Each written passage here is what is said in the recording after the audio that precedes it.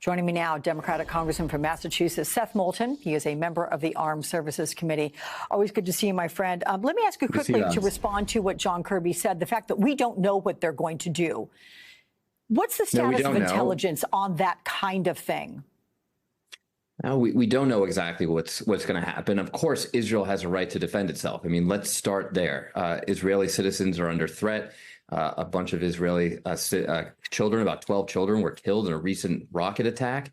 So Israel has to defend itself. But this is an issue that could well involve us. And we do not want to get dragged into another war in the Middle East. That's why we have a stake in exactly what Israel does do to defend itself. We want Israel to be safe. We want Israelis to be safe. But we also don't want a wider war in the Middle East.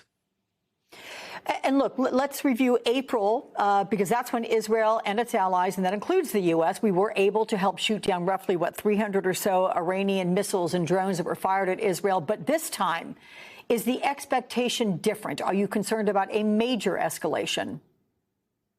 Well, that's right. I mean, Hezbollah in the north has thousands and thousands of rockets, many times what we've seen in Gaza, many times what we saw even Iran shoot at Israel in its unprecedented attack.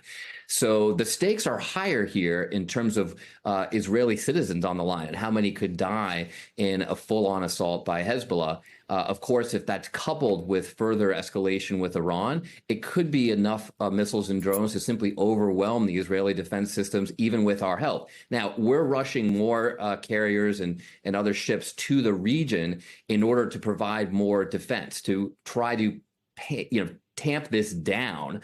Every rocket that hits and kills civilians inspires that other side to respond. And this thing quickly escalates out of control. The U.S. mission right now is to prevent that escalation. Yes, we want Israel to be safe, but we need to prevent an escalation that could result in a wider Middle Eastern war and ultimately involve U.S. troops. We had troops there for 20 years, and our focus right now needs to be preventing a war with China in the Pacific, not getting dragged into another major conflict in the Middle East. Let me ask you, and it's a bit putting you on the spot, but is there a red line at which you think if it is crossed, that's when we see U.S. military involvement? Look, I think we've learned our lesson about red lines, and in such a complex situation right now with multiple actors, you've got Iran threatening Israel directly, but also supporting actors like Hezbollah, Hamas, and the Houthis. You've got the Houthis attacking international shipping in the Red Sea. You have Hezbollah threatening more attacks to kill Israeli citizens from the north. Such a complex situation, you don't want to draw specific red lines. But what everyone in the Middle East needs to understand is that the U.S. means business when it's sending more forces in the region.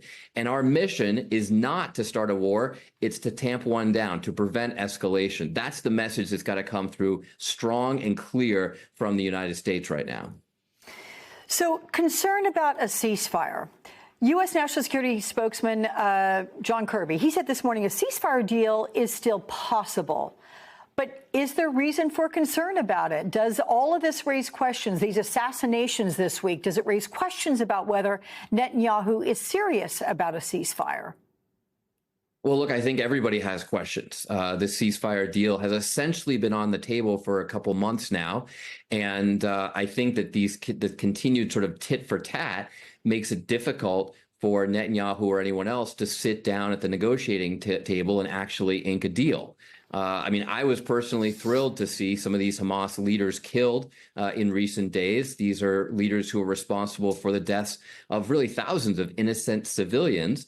And they've been brought to justice. But of course, some of these people are the same folks who've been involved in these negotiations. So this makes everything much more complicated. You usually have a ceasefire deal when there's more of a status quo, not the real potential for escalation. But at the end of the day, we want a ceasefire because it will stop innocent civilians from being killed on both sides of this conflict and finally bring an end game into clearer view. I want to pick up on the words both sides because the prisoner swap last week, it was a major win for President Biden's diplomacy skills. I mean, a feat to get journalists and dissidents out of Russian prisons. But Senator Lindsey Graham is raising concerns this morning that trading them for assassins just rewards Putin. Take a listen. The more thugs like Putin get rewarded for doing bad things, the more bad things you will get. So I'm worried that the Iranians and the Chinese are watching, making all of our enemies more provocative, not less. Your thoughts on that and what can be done about the Americans that are still in detention in Russia?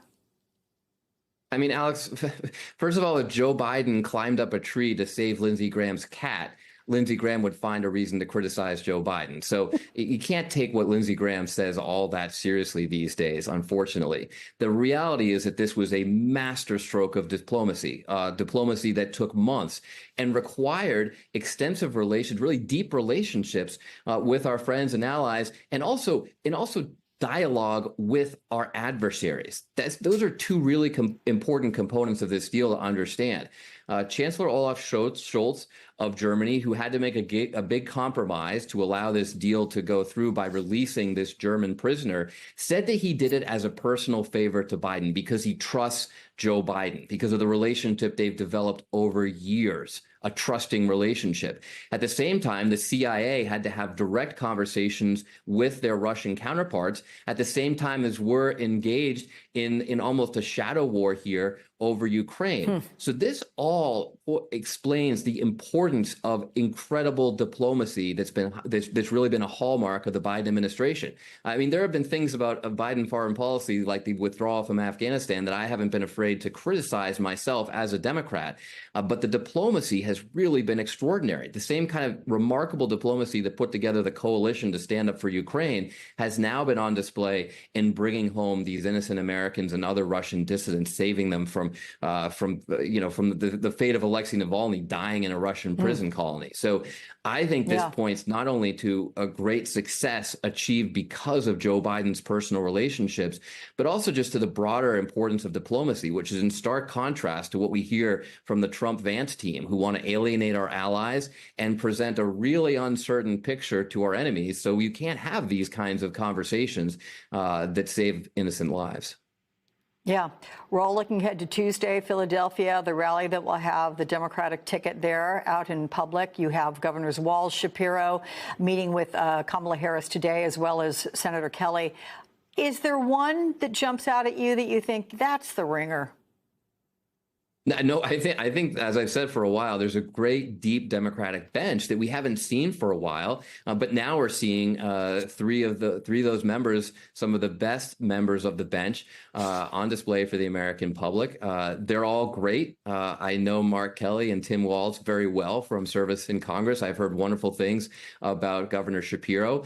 Any one of them would bring strength to this ticket, and any one of them would present a very stark contrast with J.D. Vance, who has had one of the most crazy, odd rollouts of any politician, I think, in history, with his debut as a vice presidential candidate.